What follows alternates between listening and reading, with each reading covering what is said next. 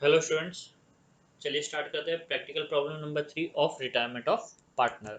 ठीक है, चलिए देखते हैं बैलेंस शीट क्या दिया हुआ है इन्फॉर्मेशन में। ठीक है, balance sheet of Anu, Rinu and Dinu is as follow. तो बैलेंस शीट मुझे दी हुई है अनु, रीनू और दिनू, ये तीन पार्टनर है। तीनों पार्टनर की बैलेंस शीट मुझे दी हुई है। ठीक है, पार्टनरशिप फर्म की मुझे बैलेंस शीट दी हुई है। आगे लिखा है partners are sharing profit and losses in the proportion of 2:2:1 respectively.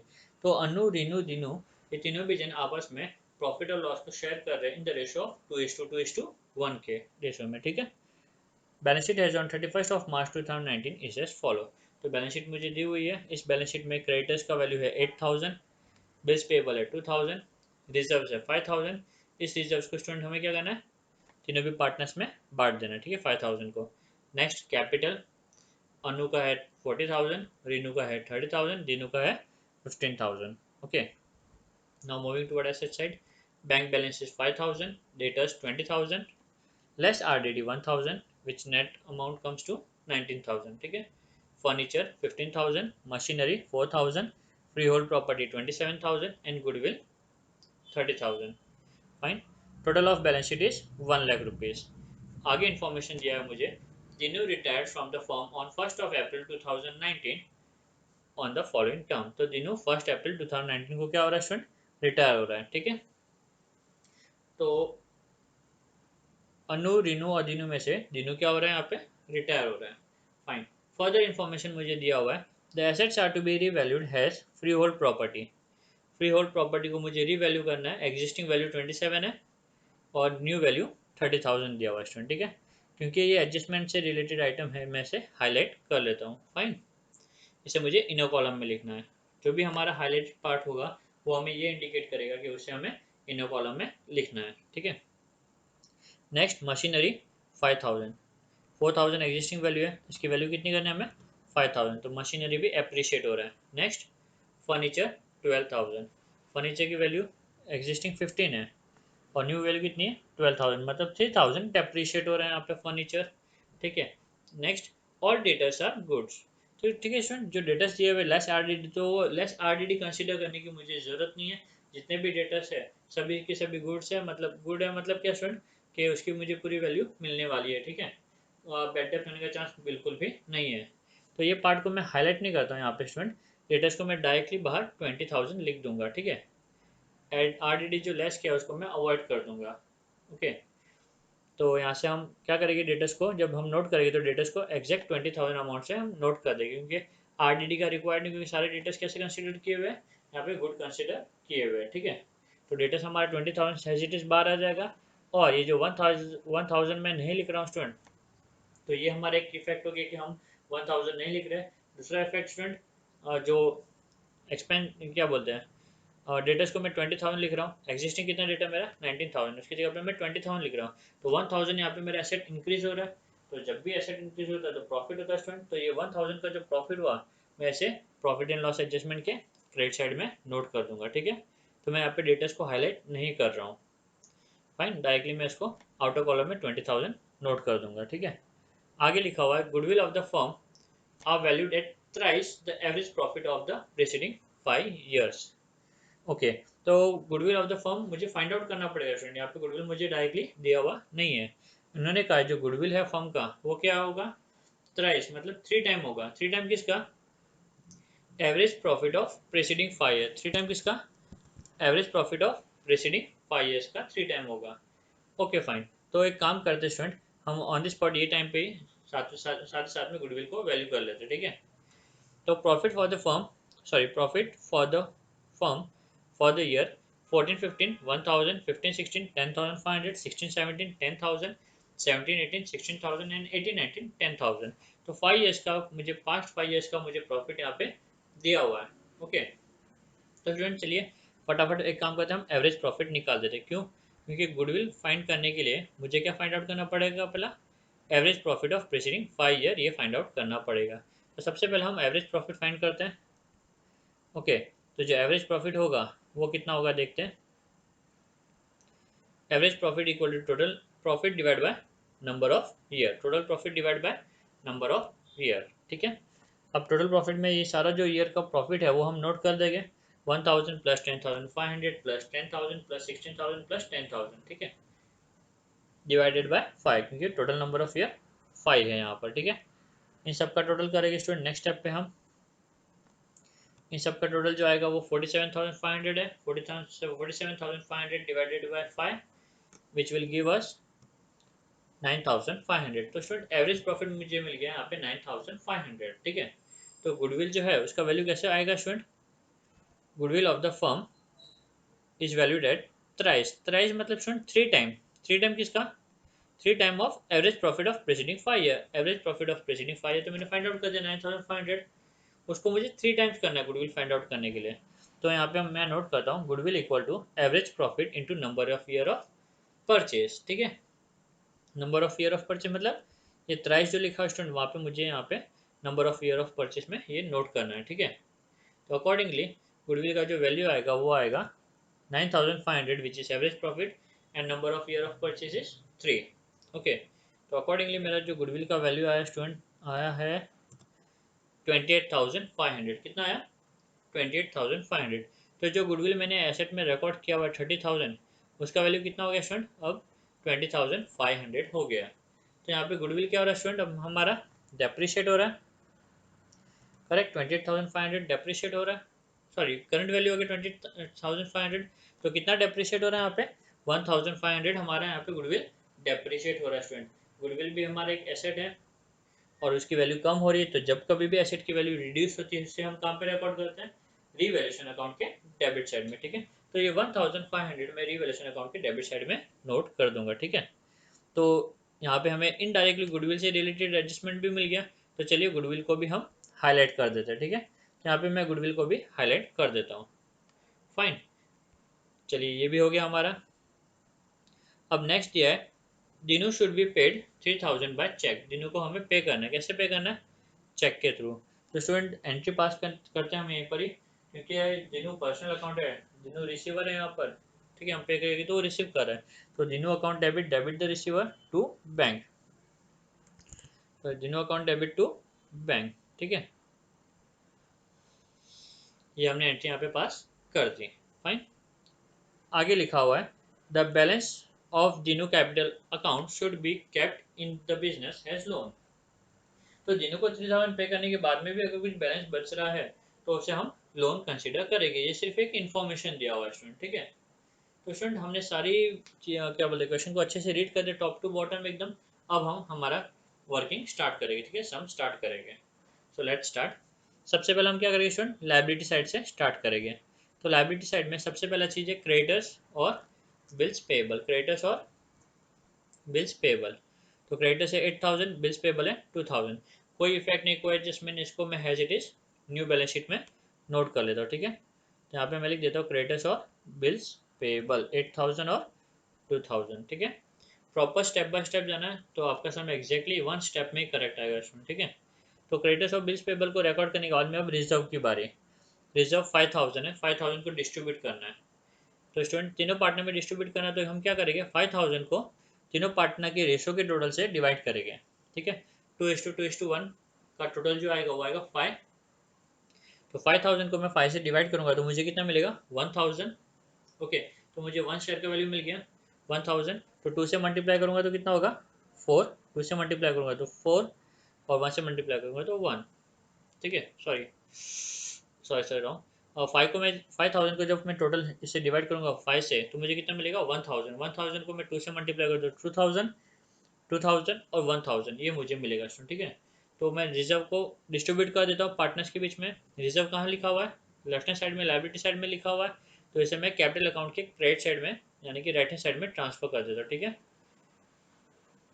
Okay, amount 2,000, 2,000, 1,000, ठीक है। मैंने रेशो के अकॉर्डिंगली बांट दिया यहाँ पर। फाइन, पहले लाइन मैंने इसलिए छोड़ा क्योंकि स्टूडेंट यहाँ पे पहली जो चीज़ आएगी हमेशा बैलेंस आएगा, ठीक है, कैपिटल का।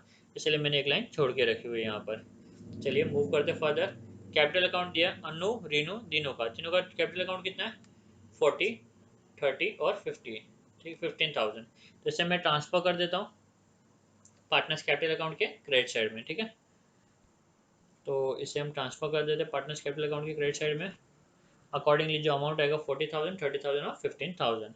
तो स्टूडेंट लायबिलिटी से रिलेटेड सारी चीज़ों को मैंने पोस्टिंग कर दी है राइट प्लेस पे। अब हम मूव करते हैं एसेट साइड में, ठीक है। जब हम एसेट में पोस्टिंग करेंगे तो स्टूडेंट एक चीज़ का हम ध्यान रखेंगे, सबसे पहले हम क्या करेंगे, फिक्स एसेट रिकॉर्ड करेंगे। फिक्स एसेट रिकॉर्ड करने के बाद में हम करंट एसेट्स को रिकॉर्ड करेंगे, ठीक है। तो चलिए स्टार्ट करते हैं। सबसे पहला फिक्स एसेट में furniture, machinery, free hold property और गुडविल, ठीक है। Furniture, machinery, free hold property और गुडविल को मुझे रिकॉर्ड करना है, 15,000, 4,000, 27,000, 30,000 रिस्पेक्टिवली। तो चलिए फटाफट रिकॉर्ड कर देते हैं। सबसे पहला furniture 15,000, okay. Next machinery, machinery है 4,000। Next free hold property which value is 27,000 and lastly goodwill जिसका वैल्यू दिया हुआ है 30,000, ठीक है। तो चारों भी मैंने फिक्स एसेट्स को यहाँ पे हमने रिकॉर्ड कर लिया स्टूडेंट। और फिक्स एसेट रिकॉर्ड करने के बाद में अब हम रिकॉर्ड करेंगे करंट एसेट। करंट एसेट में पहला मैं डेटर्स को रिकॉर्ड करूँगा, फिर बैंक को रिकॉर्ड करूँगा, ठीक है। तो डेटर्स को रिकॉर्ड करने के टाइम पे स्टूडेंट क्या करेंगे, हम डेटर्स को हम सीधा हैज इट इज बाहर लिख देंगे, ये एडजस्टमेंट रिलेटेड आइटम है, ठीक है। तो यहाँ पे मैं लिख देता हूँ डेटर्स, और डेटर्स को मैं सीधा बाहर लिख देता हूँ। कितना अमाउंट है, 20,000। तो स्टूडेंट यहाँ पे मैं 1,000 बढ़ा के लिख रहा हूँ, बराबर। 19,000 डेटा दिया था नेट, अब मैं यहाँ पे 20,000 लिख रहा हूँ, मतलब 1,000 का मेरा यहाँ पे बेनिफिट हो गया। और क्योंकि मेरा प्रॉफिट हो गया स्टूडेंट, तो 1,000 मुझे कहाँ रिकॉर्ड करना है, profit in loss adjustment account में, ठीक है। अकॉर्डिंगली मैं प्रॉफिट इन लॉस एडजस्टमेंट के क्रेडिट साइड में जाऊँगा, क्योंकि प्रॉफिट क्रेडिट साइड में रिकॉर्ड होता है स्टूडेंट, ठीक है। और यहाँ पे मैं लिख दूंगा RDD 1,000, ठीक है, RDD 1,000, ठीक है। तो डेटा से रिलेटेड एडजस्टमेंट भी मैंने कर दिया पोस्टिंग के दरमियान। चलिए आगे मूव करते हैं। Bank, bank 5,000। स्टूडेंट बैंक को मैं यहाँ पे लिख देता हूँ 5,000, सॉरी बैंक यहाँ पे लिख देता हूँ, बट अमाउंट जो है 5,000 वो नहीं लिखता, क्यों, क्योंकि एक पेमेंट दिया हुआ था तीनों को, ठीक है। तो वो एंट्री जब हम पास करेंगे उसके बाद में हम यहाँ पे अमाउंट नोट कर लेंगे, ठीक है। चलिए बैंक का मेरे को अमाउंट कॉलम लिखना है, क्योंकि बैंक के अमाउंट में चेंजेस आएगा, इसलिए मैं बैंक के अमाउंट, बैंक का अमाउंट कॉलम नहीं लिखा मैंने, ठीक है स्टूडेंट। चलिए अब स्टार्ट करते सम हमारा। दिनू रिटायर्ड हो रहा है फर्म से 1 अप्रैल 2019 को ऑन फॉलोइंग टर्म्स। तो पहला टर्म दिया हुआ कि जो फ्री होल्ड प्रॉपर्टी है स्टूडेंट, उसकी वैल्यू कितनी हो जाएगी, 30,000, ठीक है। तो फ्री होल्ड प्रॉपर्टी की वैल्यू मैं यहाँ पे रिकॉर्ड कर देता हूँ आउटर कॉलम में सीधा 30,000, ठीक है। इसका मतलब क्या हो रहा है स्टूडेंट, मेरे फ्री होल्ड प्रॉपर्टी की वैल्यू इंक्रीज हो रही है, कितने से इंक्रीज हो रही है, 3,000 से, करेक्ट। तो यहाँ पे मैं लिख देता हूँ 3,000। ये क्या हो रहा है, ये अप्रिशिएट हो रहा है, वैल्यू इंक्रीज हो रहा है। तो यहाँ पे मैं लिख देता हूँ एड एप्रिशिएशन, ओके। तो फ्री होल्ड प्रॉपर्टी की वैल्यू मेरी अप्रिशिएट हो रही है यहाँ पे 3,000 से, क्योंकि अप्रिशिएट हो रही है स्टूडेंट, मेरा प्रॉफिट हो रहा है यहाँ पे, और प्रॉफिट होने के नाते मैं इसे इसका इफेक्ट दे दूंगा यहाँ पर, ठीक है। प्रॉफिट एंड लॉस एडजस्टमेंट की क्रेडिट साइड में free hold property 3,000, okay. Next machinery की जो वैल्यू है वो हो गई है हमारी 5,000, कितनी हो गई है, 5,000। तो मशीनरी की कॉलम में जाता हूँ, मशीनरी साइड में जाता हूँ और लिखता हूँ मैं यहाँ पे 5,000, ठीक है। तो आप देख सकते हो मशीनरी की एग्जिस्टिंग वैल्यू 4,000 है, और अब कितनी हो गई, 5,000, यानी कि 1,000 क्या हो गया स्टूडेंट, एप्रिशिएट हो गया। क्या हो गया, 1,000 एप्रिशिएट हो गया। तो यहाँ पे भी लिख दिया मैंने एप्रिशिएशन 1,000। इसका जो दूसरा इफेक्ट आएगा कहाँ आएगा, प्रॉफिट एंड लॉस एडजस्टमेंट के क्रेडिट साइड में, क्योंकि ये हमारा इनकम साइड है, बरोबर ना। नॉमिनल अकाउंट है हमारा profit and loss adjustment account, तो जब कभी भी इनकम होगा तो हम इसे क्रेडिट करेंगे, ठीक है। तो मशीनरी 1,000, ठीक है, okay. Now moving further, furniture का वैल्यू हो गया 12,000। फर्नीचर का वैल्यू कितना दिया हुआ है, 12,000। तो फर्नीचर का वैल्यू दिया हुआ है हमें यहाँ पे, फर्नीचर साइड में गए और हमने लिख दिया 12,000। तो फर्नीचर के वहाँ पे जाके हमने लिख दिया 12,000। एग्जिस्टिंग वैल्यू था 15, अब हो गया 12,000। तो यहाँ पे क्या हो रहा है स्टूडेंट, 3,000 रिड्यूस हो रहा है, करेक्ट। तो यहाँ पे मैं लिख देता हूँ लेस 3,000, ओके। वैल्यू कम हो रहा है फर्नीचर का, मतलब यहाँ पे ये डेप्रिशिएट हो रहा है, तो यहाँ पे मैं नोट कर लेता हूँ लेस डेप्रिशिएशन। एसेट का वैल्यू जब भी कम होगा तो क्या होगा स्टूडेंट, लॉस होगा, और लॉस होने पे profit and loss adjustment account क्या होगा, करेक्ट, डेबिट होगा, ठीक है। To furniture 3,000, fine. चलिए ये भी हो गया हमारा। आगे लिया है goodwill of the firm is to be valued at thrice the average profit of preceding 5 year. ये हमने कैलकुलेट कर लिया स्टूडेंट, ये गिवन इन्फॉर्मेशन से मैंने गुडविल कैलकुलेट किया यहाँ पर, और गुडविल को मैंने कंपेयर किया बाद में, 28,500 को मैंने 30 से कंपेयर किया। ठीक है। 30 मेरा एग्जिस्टिंग वैल्यू था, 28,500 मेरा न्यू वैल्यू है, तो मतलब 1500 जो है गुडविल क्या हो रहा है यहाँ पे, रिड्यूस हो रहा है। लाइक एनी एसेट गुडविल भी यहाँ पे क्या हो रहा है, रिड्यूस हो रहा है। कितना रिड्यूस हो रहा है, 1500। तो गुडविल का जो नया वैल्यू है 28,500 है यहाँ पे, और जो वैल्यू रिड्यूस हो रहा है वो मैं यहाँ पे नोट कर लेता हूँ 1500, ठीक है। तो यहाँ पे गुडविल भी क्या हो रहा है स्टूडेंट, डिक्रीज हो रहा है। अभी गुडविल जब डिक्रीज होगा तो आप राइट ऑफ नहीं, सॉरी डेप्रिशिएट नहीं लिखोगे, यहाँ पे आप टर्म लिखोगे राइट ऑफ। क्या लिखोगे student, right of less return of. तो 1500 को गुडविल का अमाउंट 1500 से क्या कर रहे हैं, राइट ऑफ कर रहे हो, ठीक है। तो ये भी एक लॉस, एक टाइप का एसेट का वैल्यू रिड्यूस हो रहा है यहाँ पे स्टूडेंट। तो ये भी हम कहाँ रिकॉर्ड करेंगे, profit and loss adjustment account के डेबिट साइड में, टू गुडविल 1500, ठीक है। तो ये भी एक टाइप का लॉस था जिसको मैंने रिकॉर्ड कर दिया profit and loss adjustment account में। फाइन। तो यहाँ तक हमारा पूरा हो गया second adjustment. Now moving toward third adjustment. Dinu should be paid 3000 by cheque. Dinu को मुझे पे करना है, उसकी मैंने एंट्री भी पास की है। दिनू रिसीवर है, पर्सनल अकाउंट है तो रिसीव कर रहा है, तो Dinu account debit to bank. Bank भी हमारा पर्सनल अकाउंट गिवर है तो बैंक क्रेडिट। तो दिनू डेबिट टू बैंक। तो अकॉर्डिंगली दिनू अकाउंट के डेबिट में जाऊंगा और यहाँ पे मैं नोट कर दूंगा टू बैंक। अमाउंट नोट कर दूंगा मैं यहाँ पे 3000, और बैंक से मैं स्टूडेंट 3000 लेस कर दूंगा। बैंक का अमाउंट 5000 दिया हुआ था, 5000 में से अभी 3000 जब मैं माइनस कर दूंगा तो मुझे यहाँ पे कितना मिलेगा, 2000, ठीक है। कितना मिलेगा मुझे, 2000। अकॉर्डिंगली मैंने बैंक के अमाउंट कॉलम में लिख दिया मैंने 2000, ठीक है।